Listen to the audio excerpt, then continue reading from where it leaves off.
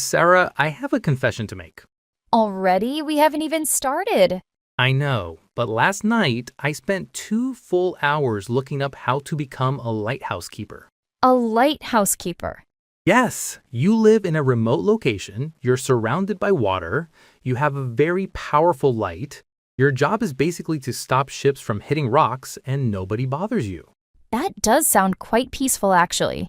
It sounds like paradise, just you, the sea, the fog, and complete silence. And what stopped you? Two things. One, I get seasick quite easily, and two, I have a job, and a life, and responsibilities, and all of those other things that make lighthouse keeping slightly complicated. Right, real life. That thing. That extremely inconvenient thing, yes. But here's what I find interesting about that. You didn't just have a passing thought. You went down a 2-hour rabbit hole. That's not curiosity. That's something closer to longing. I didn't think about it that way while I was doing it, but you're right. It wasn't research. It was more like visiting a version of myself that doesn't exist yet. Or might never exist. Or might never exist, yeah. Welcome back to the English Conversation Podcast. I'm Sarah. And I'm Mike. And that little exchange we just had, that's exactly where we're starting today. Today, we are talking about something that I genuinely believe most people carry with them in some form, whether they're 20 years old or 50. The question is this: should people follow their dreams or should they be practical? And I want to say right at the beginning, if your instinct is to answer that with, well, obviously both, we know. We're going to get into exactly why that obvious answer is so much harder to live than it is to say. Before we go any further, a quick note for our English learners joining us today. Welcome. Don't worry about catching every single word in this conversation. Let it wash over you. Follow the feeling of it, follow the ideas as they move, and let your English grow naturally in the background. That is genuinely how it works. You don't need to understand every word to benefit. You just need to be here, listening, letting the language do its work. And there's a free PDF transcript of this episode waiting for you in the description. It's the full script. You can read along, pause, review vocabulary, and check anything you missed. Go grab it. Now, before we get into the conversation, we have a question for you, and we want you to leave your answer in the comments. Here it is. Do you feel like you're living a life that is genuinely yours, or does it sometimes feel like you're living a life that was quietly designed by someone else? A parent, a teacher, a culture, a society that told you very early on what success is supposed to look like. We'll come back to that. Take a moment with it. And if you find this kind of conversation valuable, please subscribe to the channel and hit the like button. It genuinely helps other people find us and it helps us keep making these episodes. Okay, let's get into it. So, Mike, dreams versus practicality. Where do we begin? I think we begin by being honest about something that a lot of conversations like this skip over, which is that this question comes with real weight. There are real things at stake when you're making decisions about the kind of life you want to live. And I think that needs to be said clearly before we go anywhere else. Say more about that. Okay, if you have children, you have another human being who depends on you financially, emotionally, in every possible way. You can't just announce one morning that you're quitting your job to become a sculptor and expect that to go smoothly. That's not weakness, that's just reality. Absolutely, and I find myself getting genuinely frustrated with the way this topic is often discussed, especially online. Because there's a version of the follow your dreams conversation that treats practicality as if it's almost a character flaw. Like you're choosing fear over courage or comfort over authenticity. And I think that's not just unhelpful, I think it's actually a little cruel. Because it ignores the actual weight of real life. Exactly, because the bills are real. The apprehension you feel before making a big change, that low hum of anxiety in the chest, that feeling of standing at the edge of something and not being able to see the bottom, that is a real and legitimate response to a real and serious thing. And there's something I think is important to name here, which is that the fear of failure specifically, the fear that you might try something and it won't work, and that the cost of that failure won't only be yours. That is not weakness. That is not a lack of conviction. That is what it feels like to take something seriously, to understand that your choices have consequences beyond just you. And I want to sit with that for a second, because I think people sometimes feel ashamed of that fear, like they should be braver, like if they really wanted it enough, the fear wouldn't be there. Right, like desire is supposed to be louder than doubt.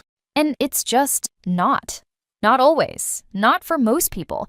Not in the middle of a real life with real pressures.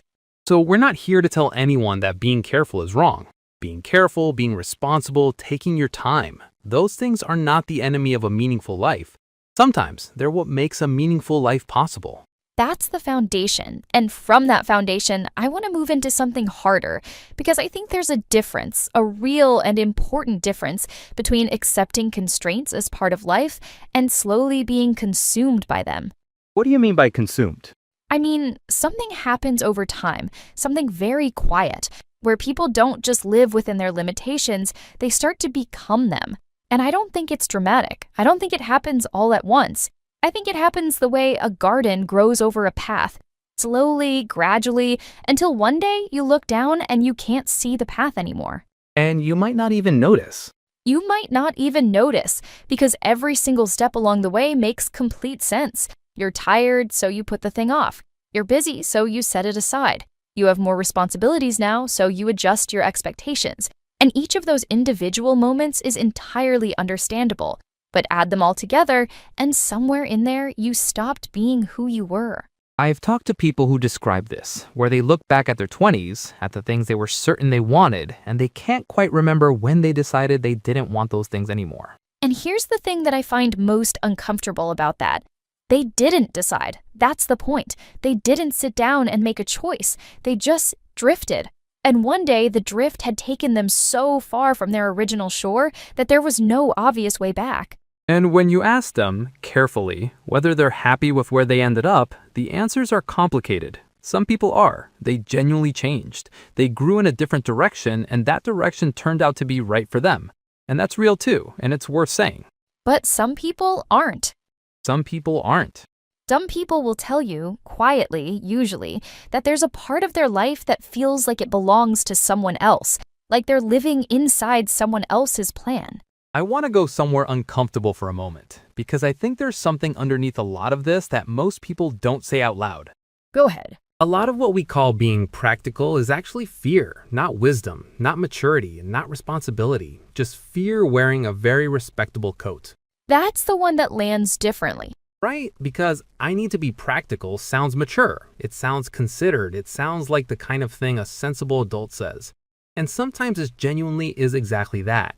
But sometimes, and I think more often than we admit, I need to be practical is just a more acceptable way of saying, I am terrified of trying the thing that actually matters to me and failing at it in a way that everyone can see. Because if you frame it as practicality, you never have to say the other thing. You don't have to admit the fear. You can play it safe and call it a plan. And here's what makes that really tricky. The fear is not irrational. The fear is often completely reasonable. You might fail. The thing might not work. The risk is real. So when the fear speaks, it sounds like wisdom. It says, look at the statistics. Look at how hard this is. Look at how many people have tried this and ended up worse off. It makes a very convincing case.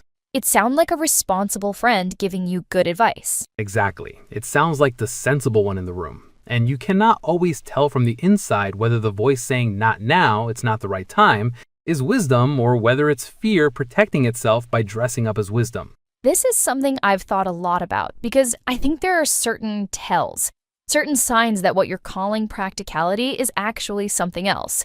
And one of the most honest ones is this.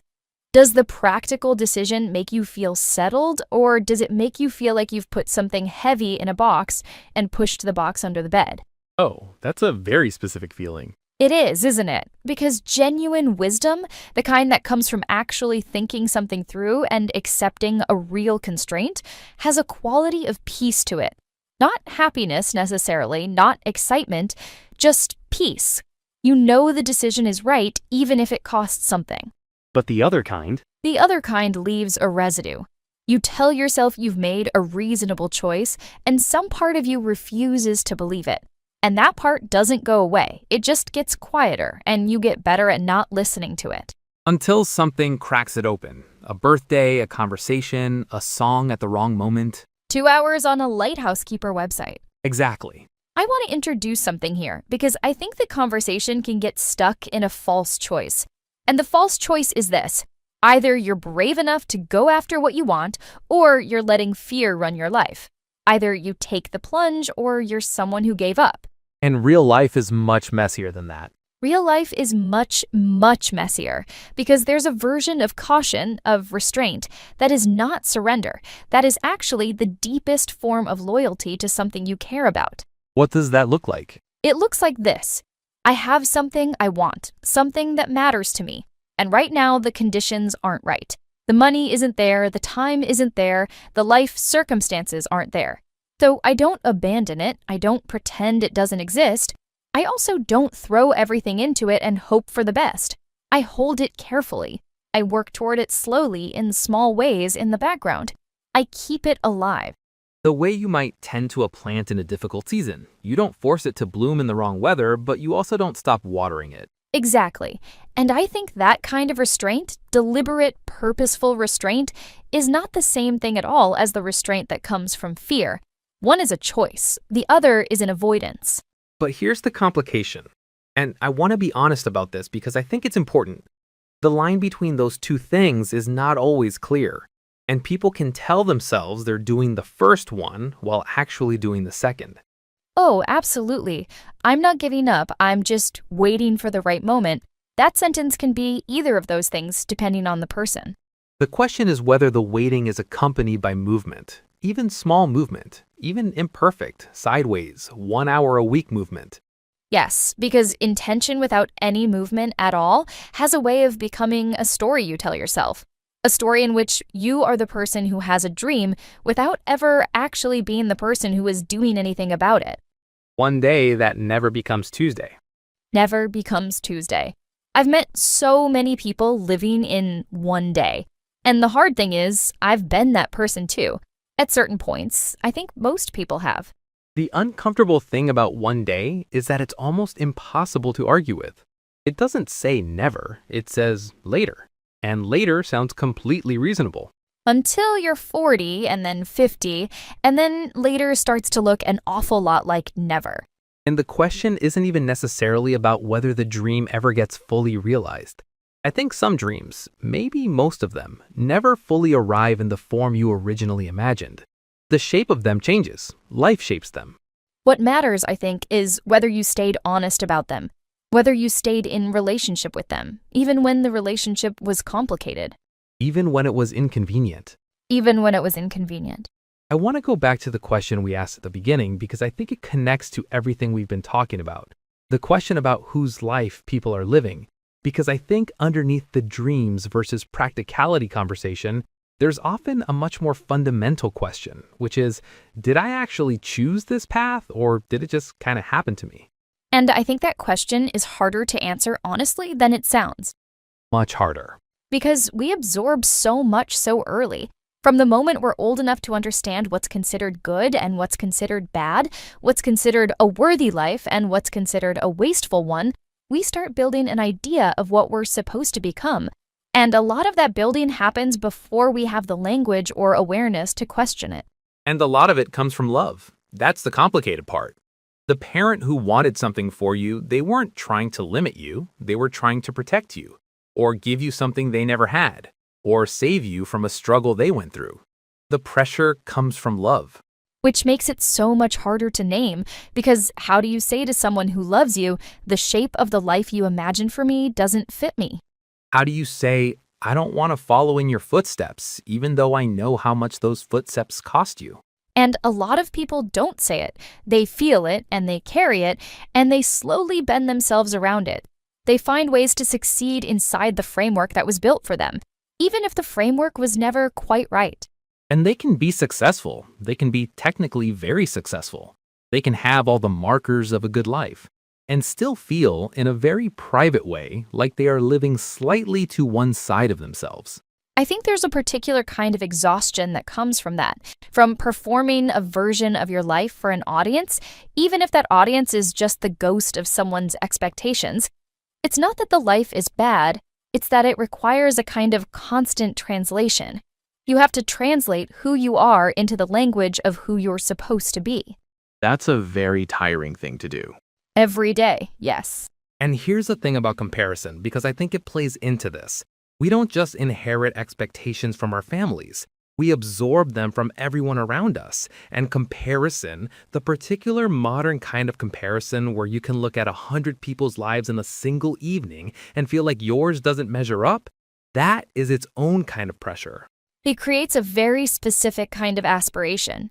Not the aspiration that comes from knowing what you love and wanting to move toward it, but the aspiration that comes from noticing what other people have and feeling the gap. The difference between those two things is enormous, isn't it? Enormous. One of them leads somewhere real. The other one is a treadmill. You keep moving and the destination never gets any closer because the destination keeps changing. Because it's not actually yours. Because it's not yours. And I think one of the most important things a person can do, and I'm aware this is easier to say than to do, is to ask, very quietly, very honestly, what do I actually want? Not what has been suggested to me. Not what would make someone else proud. Not what would look impressive in a particular context. What do I want? And that question can feel almost dangerous. It can feel dangerous, or selfish, or naive. Like it's a question that young people ask before they understand how the world works. Like there's something irresponsible about wanting things for yourself. And I find that idea worth pushing back on, gently but firmly, because I don't think wanting to live a life that is genuinely yours is naive. I think it's one of the most important things a human being can do. The question is how you do it without abandoning everyone and everything that matters. Okay, so I want to say something clearly because I think it needs to be said. We are not going to tell you to quit your job, take the plunge, trust the universe, and see what happens. I want to be very direct about that. That is not what this conversation is. It would be irresponsible advice. It would be irresponsible and also quite annoying. Very annoying. And also extremely easy to give because it costs the person giving the advice nothing. Right. It is easy to tell someone else to be brave. The bravery is theirs to carry. But we're also not going to sit here and tell you, be sensible, be responsible, lower your expectations, accept the life in front of you, and let go of the things you wanted. Because I don't think that's honest either. And I think it does real damage. So where does that leave us? I think it leaves us in the territory of how do you stay loyal to what matters while also living responsibly? How do you hold both of those things at the same time without letting one destroy the other? And I think the first thing is probably just honesty, real honesty with yourself about what you're doing and why. Are you waiting because the timing is genuinely not right, or are you waiting because you're afraid? Are you being practical because the constraints are real, or because the constraints give you something to hide behind? That is a very uncomfortable question to ask yourself. Very, but I think it might be the most useful one. And I want to add something to that, which is honesty without harshness. Because I think some people, when they start to look honestly at their own lives, they find things they can't get back, or choices they made out of fear, or time they spent trying to be something they weren't. And the temptation is to turn that into a story of failure. To feel like it's too late, or that they've made unforgivable mistakes. And I just don't think that's true. I don't think any of those things mean it's over. I think they're just information. Uncomfortable, sometimes painful information, but information. A map of where you've been that can help you figure out where you're going. Exactly. And what I keep coming back to, and I've said this word before and I want to return to it, is loyalty. Staying loyal to something doesn't mean making it your whole life right now. It doesn't mean sacrificing everything. It doesn't require a dramatic gesture. What does it require? It requires you to keep it in the room, to not pretend it doesn't exist, to find some way, even a small way, even an imperfect way, to be in relationship with it, whatever it is. Even if that means one morning a week. Even if it means writing something down in a notebook that no one will read. Even if it means just not giving up on the idea of it. Not giving up on it even when it's inconvenient to keep caring about it. Yes, because I think the moment of real giving up is not usually dramatic. It doesn't announce itself. It just happens one day when you stop even bringing the thing into consciousness, when you stop asking yourself the question. When the aspiration gets so quiet that you stop hearing it. And then one day, you don't even know it's there anymore. I think that's what I was doing with the lighthouse keeper thing now that I think about it. Keeping it in the room. In a somewhat ridiculous way, yes, but keeping it in the room. Which is something. Which is something. I want to talk about one more thing before we go to the word tour, because I think it matters and I don't want to leave it out. And that is the question of what following your dream actually means, because I think that phrase is used in such a vague, soft focus way that it ends up meaning almost nothing. Like it's supposed to happen in a montage. Exactly. You have a revelation, you make a brave choice, you work hard, and then quietly triumphant music, you've done it. Real life has a lot less montage. Real life has a lot less montage and a lot more month 3 of working on something that isn't going well, and you can't tell if the problem is the thing or just you. Month 3 that turns into month 7. And nobody talks about month 7, but month 7 is where most of the actual work happens, and month 7 is where most people stop. Not because they lack conviction, not because they never really wanted it, but because month 7 is hard and unclear and doesn't look like the story they were told. The gap between the aspiration and the reality of working toward it is enormous, and I don't think we talk about that gap honestly enough. No, we skip from the brave beginning to the satisfying ending. We leave out the long, unglamorous middle. Where you're not sure and you're tired and you're wondering whether you're fooling yourself. And I think one of the kindest things you can do for yourself or for someone else is to say the middle is supposed to be hard. The middle being hard doesn't mean you made the wrong choice. It might just mean you're in the middle. That framing actually helps me. Good. And here's the other side of this. Some things genuinely aren't the right fit. Some things that felt like dreams were actually just escape routes. Ways of imagining yourself somewhere else because where you were was uncomfortable. And when you actually have the opportunity to pursue them, they don't feel the way you thought they would. And that's okay too. That's okay too. That is not failure. That is learning something real about yourself. The difference between a genuine aspiration and an escape route is usually only visible when you're closer to it. So some of what we think we want when we get there turns out to be something we needed in a different form. And some of it turns out to be exactly what we thought. Harder, slower, less glamorous, but real. Genuinely, solidly, unmistakably real. And I think the only way to know which kind yours is to keep moving toward it. Slowly, imperfectly, while taking care of your life. Yes.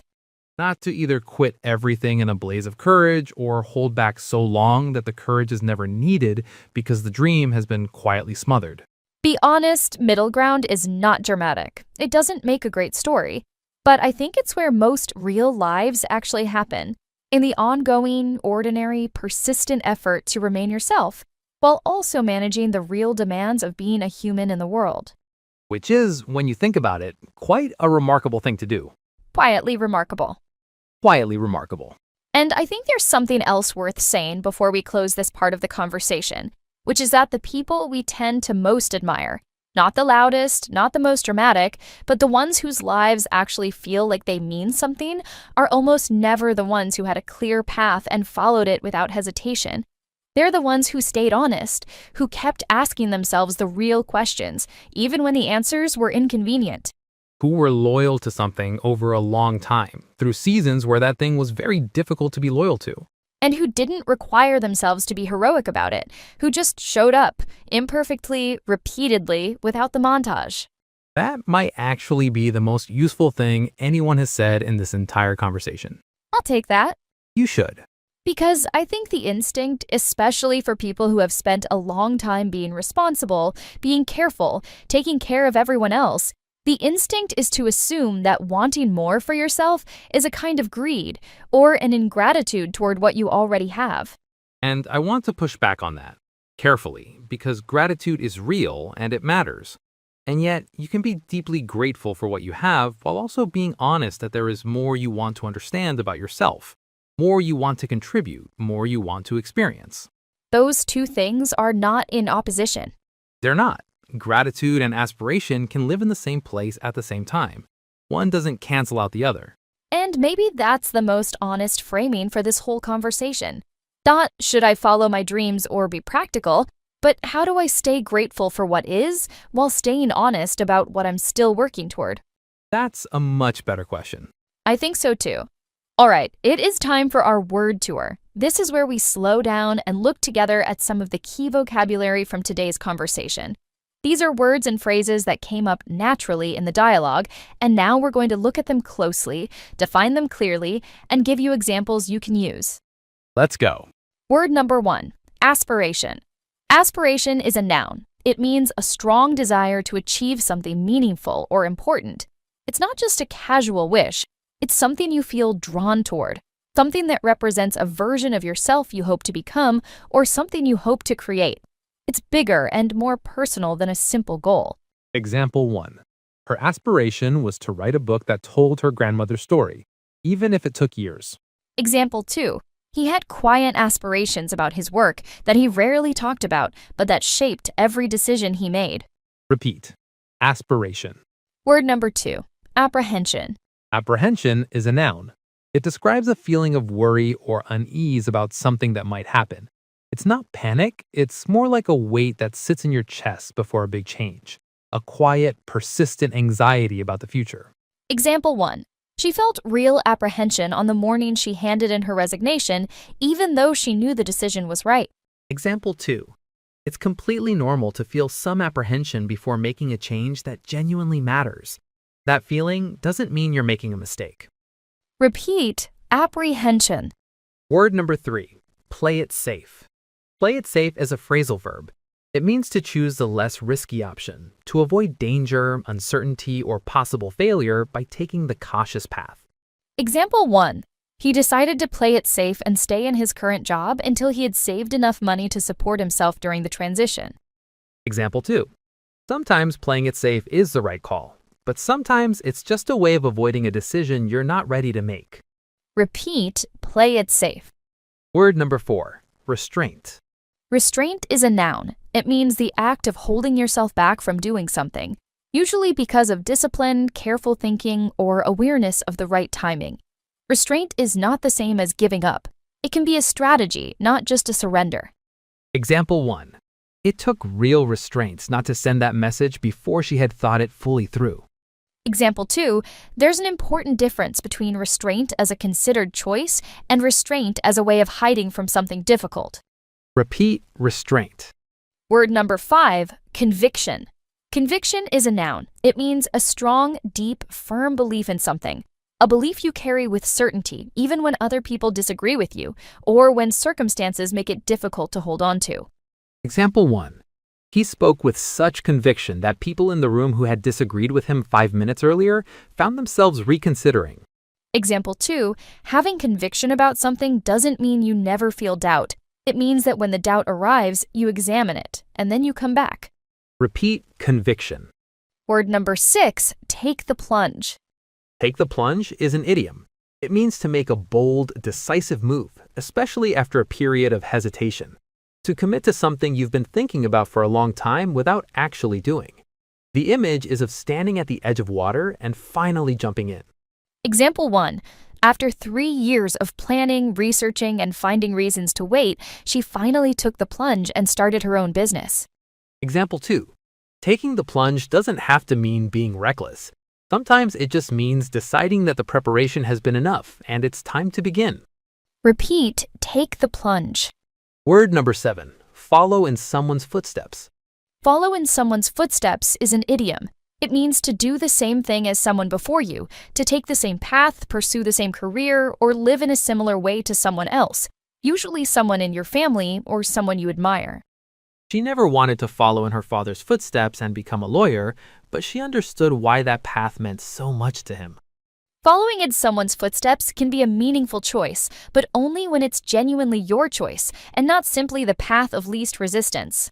Repeat, follow in someone's footsteps. Word number 8, hold back. Hold back is a phrasal verb. It means to stop yourself from doing something or to prevent yourself from moving forward. Something or someone holds you back when it keeps you from doing what you might otherwise do. She had so much she wanted to say, but something, she couldn't quite name it, hold her back. Fear of judgment is one of the most common things that holds people back from the work that actually matters to them. Repeat, hold back. Word number 9, give up on. Give up on is a phrasal verb. It means to stop believing in something or someone, to abandon hope or stop making effort towards something you once cared about. Example 1. He gave up on the idea so gradually that he genuinely couldn't remember the moment it happened. It wasn't a decision, it was a slow disappearance. Example 2. There's an important difference between giving up on something and choosing a different direction. One is a conscious choice you make clearly. The other is something that happens to you while you aren't paying attention. Repeat, give up on. And word number 10, work toward. Work toward is a phrasal verb. It means to make progress in the direction of a goal, step by step, gradually, not all at once. When you work toward something, you're not there yet, but you are moving. Example 1. She couldn't change her whole life overnight, but she worked toward it quietly, one small decision at a time, over months, over years. Example 2. Working towards something imperfectly, slowly, in the gaps between all your other responsibilities, that is still movement. And movement matters more than speed. Repeat, work toward. And those are our 10 words for today. Aspiration, apprehension, play it safe, restraint, conviction, take the plunge, follow in someone's footsteps, hold back, give up on, work toward. All of them are in your PDF transcript with definitions and examples you can review anytime. And that is our episode. Thank you, genuinely, for spending this time with us. This is the kind of conversation we love having, and we hope some part of it landed somewhere real for you. If it did, please share it with someone who might need it. A friend, a family member, a colleague who's carrying something they don't quite know how to talk about. These conversations are more useful when they travel. Like the episode, subscribe to the channel, and leave us a comment. We do read them. We love hearing from this community, and your comment might be exactly the thing that helps someone else who reads it. The free PDF transcript is in the description. It has the full script, the vocabulary, and a grammar section. Use it to revisit anything from today or to read along next time. And we want to leave you with one quiet question. Not an answer, not advice, just something to carry with you. Here it is. If the fear were completely gone, not reduced, not managed, but completely gone, the fear of failure, the fear of judgment, the fear of getting it wrong, what would you be moving toward? Just sit with that for a moment. We'll see you next time. Take care of yourselves.